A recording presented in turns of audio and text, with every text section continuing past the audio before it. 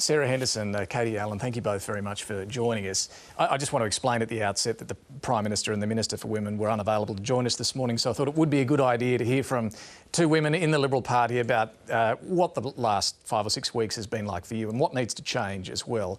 I guess from the outset, though, I'd be interested to hear how you feel about speaking on these issues. Do you feel you need to toe the line to protect your career prospects, or have we reached a point where you can speak freely? Katie Allen? Nothing further from the truth. It's about speaking out. I'm a voice to government. I'm a backbencher. I'm an elected representative for Higgins, and I always said I haven't gone in to be meek. So this is why I'm here.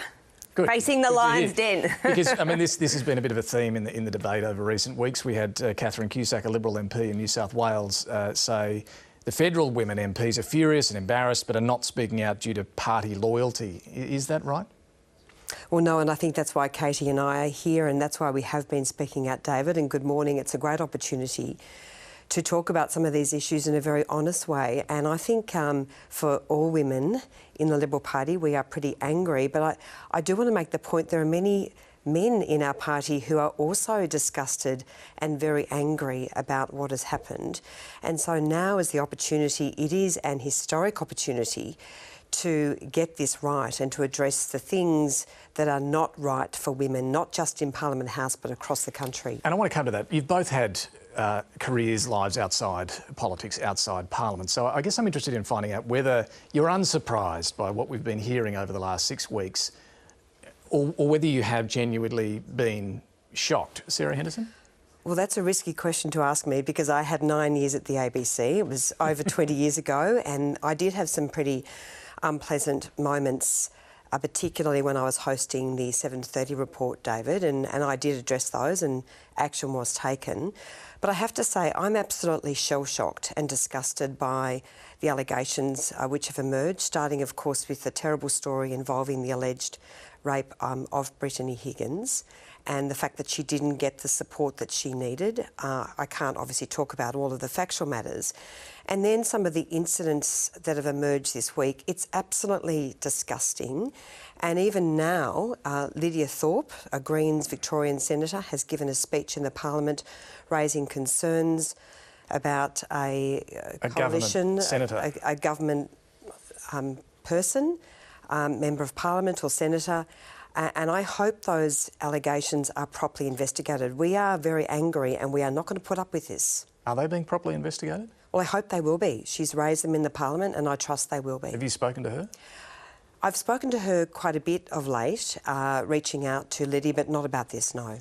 What about you, Katie Allen? Have you been shocked, or is this pretty normal across the workforce? Look, I haven't had any of those sorts of experiences, so I am shocked. I'm pretty new to Parliament. But what shocks me about Parliament is the underlying lack of professionalism. I'd like to see a real change, and I think the Prime Minister, I've been speaking to him about this. I'm very glad to hear that he's now announcing this. You know, I'm a woman. I've had exposure to all sorts of sexual harassment problems throughout my life, as I think any woman in Australia would say. In fact, when I first came to Parliament, I was kind of shocked it wasn't worse, because I'd heard all these rumours and innuendos and stories, and I've only had a really positive experience. What shocks me is I haven't seen it for myself, so what am I missing out on, really? I mean, it is really problematic with regards to the culture there, and because I haven't seen it doesn't mean it's not happening. Clearly, what's happening in the last 6 weeks is pretty shocking for someone like me. And do you both accept there does appear at least to be a particular problem on your side of politics right now? And we can go through the list, whether it's the Liberal staffer, Brittany Higgins, allegedly being raped by another Liberal staffer, the accusation against Liberal Minister Christian Porter, which he denies, but the allegations of lewd behaviour by Liberal staffers. You've got one of your colleagues, Andrew Laming, a Liberal MP, and we'll come to him shortly, but is there a particular problem in the Liberal Party? No, I think this is above politics, David. I think we've seen allegations across the political divide, and it is deeply concerning. But led by the Prime Minister, I mean, I think he's up for the challenge. He led us through the pandemic, and I think that Scott Morrison is up for the challenge of fixing this. We know this needs to be fixed, as I say, not just in our own workplace, but across the country. And we are determined to get this right. I don't think anyone questions that this is happening right across Parliament. I don't think you'd be mad to think that. I mean, basically, we know this is happening right across the Australian, society. And in fact, the Prime Minister last week, I think, spoke very strongly about it's not just about sexual violence, sexual harassment. It goes right back up the line. This is a whole pipeline of anger that women are feeling very frustrated about, and it's not okay. And the Prime Minister did articulate that extremely well. I think he spoke to women about this pent-up, frustration and rage about how unfair things can be. I'll come back to the PM, but I mean, I do need to pull you up on this idea that, yes, absolutely it exists across society and no one's suggesting there aren't problems in other parties. But boy, when you look at what's happened in the last 6 weeks, the overwhelming focus has been in the Liberal Party. Are you seriously saying, I mean, the staffers masturbating on a female MP's desk at alleged rape? Are you really saying this isn't a particular problem in your party? David, what we have heard in the last week, it's absolutely disgusting. I cannot believe that there are people possibly involved in those incidents, which are still in the building. I say get out. We need the bad eggs out of our parliament, out of our party, and there should and must be a zero tolerance for this type of behaviour. Why is it happening? Why is there these issues in the Liberal Party? Look, I really don't know, because my experience, like Katie's, has been very positive. In fact, I came into Parliament with a great deal of support by Liberal men, perhaps even more so than some Liberal women. And so my experience has been generally fairly positive. I have had, my times, of course, when we've had difficult moments. And I agree with Karen Andrews, there is definitely an issue with social exclusion. You've experienced that as well? Yeah, I have. And I have raised that. That does worry me. Just explain that to us. How does that manifest for you? Well, it just manifests in, I think many of the women are spending far too many, and I think this is across the divide, but this is my experience. We are spending far too much time in our offices alone and not engaging with our colleagues, where a lot of the discussions happen informally about things that we can do better, about policy, about ideas, about working together on certain things. Let me just say, though, that the blokes will catch up for a drink and have those discussions, but you're not invited, or you don't feel like you can be part of that? It doesn't happen all the time, but it does happen, and I understand why Karen Andrews has said that she has had a gutful. Look, I don't like to disagree with Sarah, but the class of 2019 is complete breath of fresh air. We have functions together regularly. There are some fantastic women in the class of 2019, and Sarah is an extra woman because she came in a little bit later, but we've got people like Celia Hammond, Angie Bell, Fiona Martin, Bridget Archer, Holly Hughes. They've been amazing, and I have had an amazing class of 2019 experience. We have regular get-togethers virtually every day and feel very inclusive. And in fact, we caught up last Thursday, men and women, and I actually said to this group of people, I said, we are the vanguard of change. We are what we want to see. These men have been incredibly supportive of us as women, and vice versa. And that's what you want to see. That's what you want to see, is you want to feel women don't feel special or different. Women are part of the decision making, and that's what we want in our government. You've both said things need to change. What needs to change? What do you want to see? Katie Allen? Well, if you look at the Respect at Work report, which I've been ploughing my way through, it's an incredible document.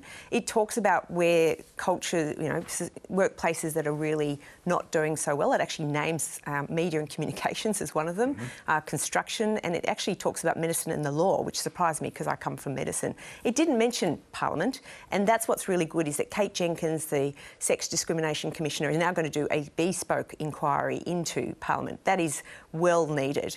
But what you look at that report, you see they say 3 factors that are very important for a toxic environment for women. One, strong hierarchies, and of course Parliament is a hierarchy by its very nature. The second thing is lack of awareness, and we need to get mandatory inductions for staff and MPs and mandatory OH&S on an annual basis to make sure people are aware. And then the third thing is alcohol in the workplace. What do you want to happen with alcohol in the workplace? Well, Patricia Gavillis knows that I did sort of say it's something worth thinking about, is that we need to have at least responsible drinking. But, there are people, even ministers, who've said to me, you know what, Katie, I think a dry environment might not be a bad thing for Parliament. The other thing is reducing hours that you sit. So it used to be in the House of Reps you would sit all night. It's been reduced to you stop at 8 p.m. It could come back to 7 or even 6, which means that people could go home and have a bit more of a normal lifestyle. It's a pretty long day. I start at 6 a.m. in the morning. I'm often not home till 10 and 11 o'clock. I live with some ministers. I can tell you they're home after me and they leave before me. What about you? What sort of change, Senator, would you like to see? Look, I agree with Katie. I think alcohol is a problem. I also think, very sadly, and Janet Albertson made this point in a column she wrote recently, MPs and senators are not that special. I mean, we are here to serve the community. And I've heard a few rumours about drugs. Perhaps we need to start to look at that issue as well. MPs using drugs? I haven't heard anyone in particular, but I'm just hearing a bit of scuttlebutt. And we need to be the best possible workplace. Does that mean what, drug testing or breath testing for well, alcohol? Or I think we need... Yeah, you'd be perhaps, up for that? Yeah, and you'd be I up would for be that. too. Absolutely. Breath testing MPs? Yep. Drug testing MPs? I think we need to have Absolutely. the highest possible standards in our workplace. I mean, I've heard of people talking about how they drink, because it helps them to stay up at night. I'm like, I sat in an emergency department as a young doctor through the hours trying to stay awake. Having a drink isn't what you do. We're making important decisions on behalf of the other thing about, that I think we've got some outdated procedures and policies, and I really welcome the very strong decision that Kate Jenkins is going to be running this inquiry into our own workplace and into all Commonwealth workplaces. Things like if there is a problem with a particular staffer and the MP has a view that that staffer is not an issue, then the Department of Finance should be able to step in and terminate that staffer. Does Frank Zumbo come to mind here, Craig yes, Kelly's he staffer? does. You think the Finance Department should be able to dismiss him without Craig Kelly's say-so? Because the Commonwealth is the employer. Absolutely. We are not the employer. We are the delegate. And if there are serious allegations against a staff member, then the Department of Finance should be able to step in and terminate that staff member if there are proper grounds to do so. And there should be training for MPs about how to support staff. I mean, I regularly do performance reviews. I do listening each week. We sit down and debrief because our staff, my staff as a House of Reps member, are exposed to 110,000 people who have some pretty serious things going on in their life. Every day. And they are counselling, supporting, caring for these people. They need that support and they're not getting it. We need to make sure we provide a supportive workforce that is in a professional environment so that people can get on and do what they need to do for the taxpayer. What about quotas in the Liberal Party? Well, I'm very lukewarm about quotas, and I think I can point to 2019 where 50-50 men and women came into the House of Reps. We had a great number of eight females and 8 males, and then almost gender equity into the Senate. But you're still stuck at 23% That's women right. in Parliament. Labor's had quotas, they're now at 47%. And that for is 25 years. And that's not good enough. But let me just make this point, David. Quotas does not cut out the bad behaviour. No, that is I don't think anyone's saying it would. And of course we can point to the Labor Party, which has quotas, as an example. So we need to do much more than that. Certainly I think there is an issue with Liberal women. Not enough Liberal women are in safe seats. That is a problem because that stops them rising through to the leadership groups and into Cabinet. But can you really say at the moment, I mean, you effectively have quotas for the ministry on the number of National Party MPs, the number of senators and reps, who comes from which state and the factions and all of that. Can you really say that the current ministry is there on talent alone? We as a party need to look at how we manage and support people to get where we want them to get. Now, we've got a new candidate training program. We've just finished the second round of that here in Victoria. We had 60 people through the system. In this last intake of 26, 11 were women.